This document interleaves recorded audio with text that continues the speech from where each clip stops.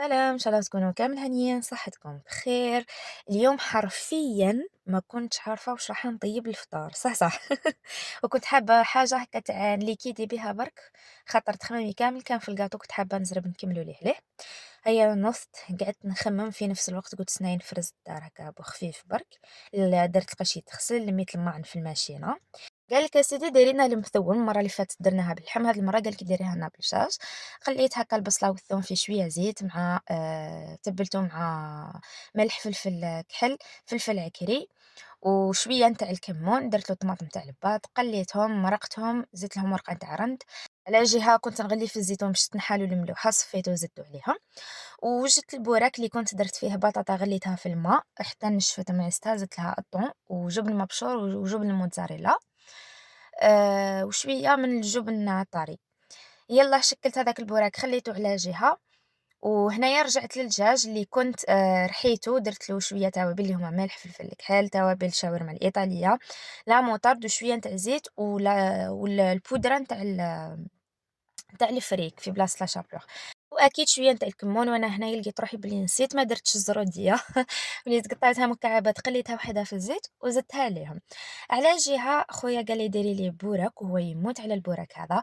يلاه قليت نحيت شوية من هذاك الدجاج بالذمة يعني درت بزاف باش ندير به بوراك والمثوم قليته مع الزيت والثوم وتبلته هكا بشوية توابل، من بعد زدت له جبن طاري وجبن مبشور وموتزاريلا وزدت حشيته في الوسط بأصابع الجريار. روليته خليته على جهة رحت وجدت الطاولة وهنا كان مازال الحال مازال عندي الوقت خيرات ربي قاعد دخلت بكري الكوزينة وما عنديش واش راح ندير. الكاطو قلت خليه حتى لورا الفطور ونديرو. المهم خرجت قلت نقعد شوية في الحوش قعدت أنا والقطوط هكا خرجتهم يتنفسوا شوية لأنه لازمت لهم الهواء ولازمت لهم الشمس. ملي جيت عند خويا نخرجهم الحوش بصح برا ممنوع منعا باتا جامي خرجتهم. عندكم هذا واحد المتشرد زاد جا لهنا زاد تشرد بيا. رجعت هنا كي قرب وقت الأذان رجعت لهذاك البوراك أقليته خلصته قد مع مع الأذان حطيته سخون. هذيك المثوم خثرتها بيان وهكذا كان فطور خفيف ظريف. الشربة دارتها ماما الكسرة ثاني دارتها ماما هي دايما هي اللي ديرهم. وهذا ما كان هذا واش كنت درت لهم على الفطور. يا ربي نوفر طاقة وجهد للكاطو تاع العيد. صح فاينلي قد ما قررت وخممت باش ندير نوع تاع كاطو يخي ما عشيت ماني دايره حتى حاجه.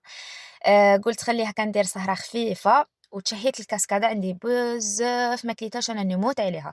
المهم هذه الكاسكاده اذا كليتوها ما راح تاكلوا حتى حاجه معاها تلمو حلوه بزاف وما راح تقدروا حتى تكملوها. تجي بالفايتين بصح انا حبيت ندير اضافات هنا خلطت شويه من الكرانشي كراميل مع الفايتين والكاوكاو باش تجيني مقرمشه بزاف درت منه طبقه من بعد زدت فوقها الشوكولا هذيك الطاريه ومن بعد زدت فوقها لي فروي درت فراز وبنان قصيتهم مربعات ودرت فوقها طبقة واحدة أخرى نتاع كريم شانتيي اللي كنت طلعتها بالياغورت هذيك نتاع نتاع الفلون فلون كراميل. طلعت بها الكريم شانتيي تعرفوني أنا نشتي نطلعها غير بالياغورت. وطبقة واحدة أخرى نتاع كرانشي وزدت طبقة نتاع قعدت يعني ندير نفس الطبقات درتهم على مرتين. وهذه هي هنا ما استعملت لا لابوش لا حتى حاجة ديريكت بالمغرف هكاك ولا غير جات تهبل. الديكور غير بالمغرف إذا رحت نزيد نجيب لابوش نزيد ندير بيها يلاه غير بالمغرف سلكها ديجا راح ناكلها سور بلاص درت غير قيسي هذا ما كان كي عاد غير أنا اللي نحب ناكلها. زدت لها شوية كراميل من الفوق تاع هذاك الفلون وهذه هي ضربت فيها هذيك التحلية رحت وجدت روحي لبست قشي كي عاد جارتنا قالت لي خرجي معايا. لبست قشي ورحنا باش هي تكسي روحها انا كنت معولة غير نخرج نشوف وقلت في احتمال ضئيل اني نشري صباط. يا اخي عشيت شاريه صاك صباط ما شريتوش بس ما لقيتش حاجه اللي قنعتني. انا كنت حابه نشري بوتس مي هنا في الحاسي لقيت في باتنا هزوهم بورتون مازال وقتهم. هنايا لقيت مي ما عجبونيش لي موديل اللي لقيتهم. انا قلت ما يسلكها غير باسكات كي عاد تقشي راح يولموا غير الباسكات ما يولموش صباط طانو ولا الحوايج الاخرين اللي خرجوا جدد لانه شتوي. شريته على بكري كنت خايفة ما يجيش العيد بارد يا أخي الحمد لله اللي راه يتصب الثلج في باتنا. الغدوة من ذاك قلت نطيب الفطور تشهيت الكويس في الآخر مفورين. يلا حكمت لهنا بورد، درت فيه الزيت، درت فيه التوابل اللي هما ملح، فلفل الكحيل، توابل الشاورما الإيطالية، الكزبر، درت توابل الدجاج، الزنجبيل، فلفل عكري، وهذا ما كان، وشوية نتاع الكركم. كنت حابة ندير لها الزعترة مي لقيت هاد الزعترة حنايا شريناها بانت لي شغل ماهيش زعترة، أنا نعرف بلي الزعترة تجي عود وفيها شغل واحد الحبيبات هكا ركاك صغيرين، هذه جاتني لا علاقة بالزعترة وفيها الورد وما على باليش، ما بغيتش نريسكي ونديرها. هذاك الخليط قلت لكم زدت له مغرفة نتاع السمن، وزدت له لا موطارد وياغورت طبيعي، شوية الصويا صوص وشوية صوص باربيكيو. هذه هي خلطته هكا بيان بيان، بعد رشكت هذاك الدجاج باش يدخل فيه لي زيبيس، لحتو في هذاك التابل اللي خدمته، دهنته به كامل. وهنا كنت درت ورق الزبدة تحت ورق الألمنيوم، حطيت الكويس فوقهم، زدت رشكتهم بالموس ورشكت فيهم سنات نتاع الثوم، ودرت لهم كل كويسة درت لها ورقة نتاع رند، لميتهم مليح في هذاك ورق الزبدة والألمنيوم وحطيتهم يفوروا في الكسكاس اللي ديجا كنت حطيت الماء يسخن. وهنا كان نصيحة يا البنات، أي علبة نتاع حديد تحلوها طون طماطم هريسة أي حاجة، هرسوها كيما هاك، طبقوها كيما هاك، على خاطر كي طيشوها من بعد الكطوط مساكن يدخلوا ريوسهم ومن بعد يحصلوا لثما. كاين بزاف اللي ماتوا بهذه الطريقة، أنا دايما كل ما نحل بطة نلبسها كيما هاك باه نطيشها. حطيت الدجاج يتفور، هنا ماما كانت ديجا راهي حاطة الجاري يطيب، نصباتو وخلاتو يطيب، وقلت علاش ما نديرش نوع نتاع كاطو كي عاد مازال عندي الوقت، الفطور راهو يطيب، ما عندي حتى حاجة راح نديرها، الماء غسلتهم صاي. تفكرت هذا الحشو اللي كان بقى لي على الكاطو اللي درتو لخويا وكامل دومونديتوني في هذيك الوصفة، راح نشاركها معكم هنايا بعد في الفيديو هذا. قلت هاتي ندير به نوع واحد اخر، حليته كيما راكم تشوفوه هكا بين ساشي او ساشي، شغل راح نحل بات تاع صابلي. وهذاك الكاطو تاع صابلي دوبل غاناش اللي كانت خدمته مريم، قلت لكم بلي راح نديرو العيد، انا سميتو كاطو سباغيتي. المهم كي طيبت لاباط صابلي تاعو كاين حبات جاوني رقاق، غلطت ما خشنتهمش ونصو تكسر لي، هاي قلت خير ما يكملوا يتكسروا هذوك اللي بقاو، علاش ما نديرهمش نوع واحد اخر. وليت خبيتهم، كي جاتني هاد الفكره قلت نديرهم بهم. حليتها قلت لكم هذاك الحشو هكا بين ساشي او ساشي كيما لاباط صابلي، وجبت نفس الطابع اللي طبعت به الصابلي وبديت نطبع ونحطهم فوق هذاك الصابلي، ما نلصقهم حتى حاجه بس هما مع نحطهم يلصقوا ديراكت. كملتهم كامل خليتهم على جهه، خبيتهم بقى غير نغلفهم. ورجعت لهذاك الدجاج بعد ما تفور نحيته، حطيت البطاطا اللي كنت ديجا وجدتها من قبل قطعتها كخشينه باش نرافقها معاه، حطيتها تفور. هنا ماما خدمت لي الحميص حطيته يتقلى، ورجعت الحشوه اللي بقات لي باش ندير بها النوع نتاع هذاك الكاطو اللي كامل دومونتيتوني فيه، وقلت نوجدها باش من بعد في الليل نطيبها. زدت لها هنا جوز الهند تاع خويا درتها بالكاكاو، هو ما يحبش نوع كوكو، ونتاعنا كي عاد نحب نوع كوكو زدتها فيه، وانا ما نحبوش بيض على هذيك حمصته. زدتو عليه دخلتو فيهم بيان، من بعد وزنتهم قلت نلقاهم بعد واجدين وخليتهم على جهه. هنا مع قرب الاذان رحت لهذيك البطاطا قليتها، مش قليتها جست قليتها برك في الزيت حتى تحمرت لي. وهذاك الدجاج مام هو حمرته ويجي بنين يهبل يا البنات قنبله في البنه، ويجي طايب زبده. شتو كي نقول لكم انا كنت نهز فيه من وسمو نحط فيه في الصحن، العظام يتنحى وحدهم، ما شقيتش انا نحيتهم طايب زبده. هذه هي كملت الفطور، لميت لما درتهم في البوطاجي، وهنا قلت ندير لهم سهره. وبابا قال لي ديري لي الفلان، يموت على الفلان. وجدته له هو الاول باش هذاك هو يا ربي يجمد، حطيته على جهه ورحت وجدت التحليه بديت هنا بالشربات، درت 2 كيسان تاع السكر مع 3 كيسان تاع ما، وجدتها طيبتها وخليتها تبرد. ورحت نوجد لا جينواز، شوفوا لا جينواز راح نخليكم مقادير تاعها في تعليق مثبت. درت فيها بيضات طلعتهم مع السكر واللافاني حتى نداو لي هذاك القوام، وزدت لهم الفارينه والكاكاو والخميره اللي كنت غربلتهم. قبيلتها استعملت الباتر كي عاد ما عنديش بيتخا، بصح هذه المره راح نخدم غير بالفويه وحدها، يعني نهز من تحت ونطلع.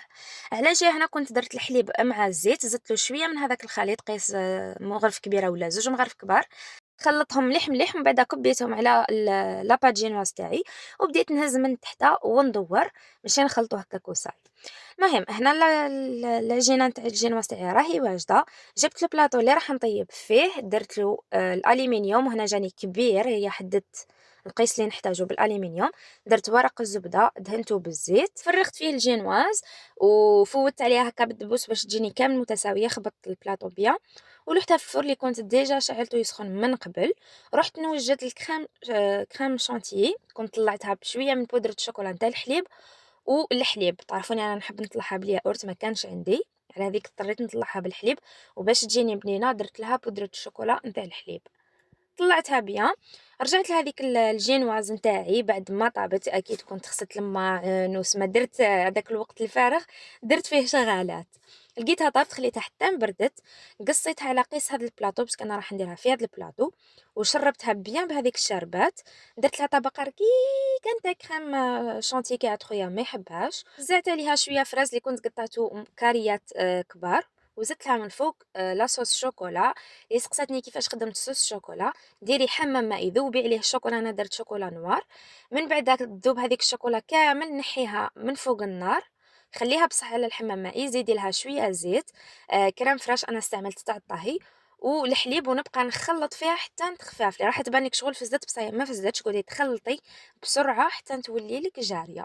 انا درتها جاريه بزاف ووزعتها هكا فوقهم، حطيتها في الفريجيدار تشد روحها. هذيك البريود قلت نغسل الماعن، نظفت الحالة ورجعت لها واحد البنة يا البنات. شوفوا الشكل ما يهمش، بعدا ديكوريوها كيما بغيتو، انا بغيتش نديكوريها خليتها كيما راهي. واحد البنة ما نحكي لكمش، انا قدمتها مع شربات نتاع قارص جابها لي خويا، شراها من برا، تجي شربات ويزيد لك فيها الكريبوني، بزاف بنينه. وهذه هي الفلانه، ما نحبوش هذاك المرخوف بزاف، سي بور سا نبغيه يجيني كيما هكا شاد روحو. كملت سهريتي ورحت نوجد هذاك الكاطو اللي كامل دومونديتوني فيه، وهاد لاباط نعتمدها في كلش قلت لكم. درت هنا 250 غرام تاع زبده، ودرت معاها بيضه كامله. ماما دير دائما زوج عظمات مع صفر بيضه، انا ندير عظمه واحده، هي مام هكاك تجي بنينه.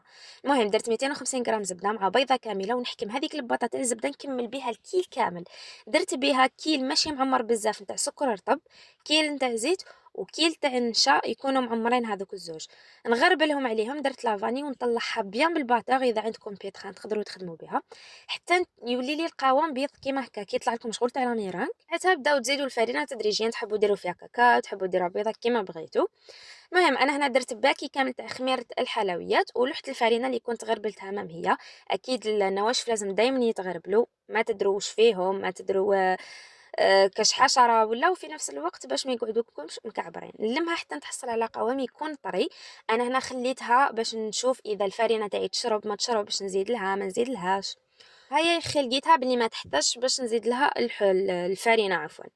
هنا بديت نعمر فيهم يا اخي، جاني الحشو بزاف كبير، وليت نقصت درت العجينه 10 غرامات والحشو درتو 5 غرامات. حليتها كيما هكا، حشيتها بالحشو هذاك وكعبرت. انا حبيت نديرها بهذا الشكل، خويا درتها له اصابع، انا كل شيء درته طويل، كون نزيد ندير هذا طويل نرجع طروليات، كل شيء طروليات. وليت درتها كعبورات. هنا سيت حبه برك باش نشوفها كيفاش طيب لي، تشد روحها ما تشدش، تحتاج فرينه لا لا. يا اخي لقيتها طابت على الكيف، انا مازالت سخونه باش ما تقولوليش معجنه، راهي مازالت سخونه وقسمتها لكم باش نشوفها برك كيفاه جات من الداخل. وهذه هي يا اخي عجبني الحجم، وليت طيبتهم كامل بنفس الكيل اللي درتو، يعني الميزان تاع الحشو والعجين. والعجينه اللي بقات كملتهم حتى نخلص لي الحشو، والعجينه اللي بقات كملتها صابلي باسكو المره اللي فاتت حسيت بلي ما درتش بزاف في الدار يموتوا على الصابلي. وهذه هي قلت انا صراحه خلي نكمل نحكمهم بالمعجون، ونتعجد حكمته بالشوكولا باسكو ما عجبنيش صراحه بزاف. وهذه هي، هنا نكون وصلنا لنهايه الفيديو، نتمنى كنت خفيفه على قلوبكم وعجبكم الفيديو، وهاي ليك الوصفه اللي هبلتوني عليها. وما بقى لي غير نقول لكم في امان الله.